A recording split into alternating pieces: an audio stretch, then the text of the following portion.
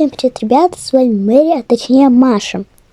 Сегодня я покажу вам свою прогулку, и тут будут разбросаны буквы, которые вы должны собрать словом. И я вам включу сейчас музыку.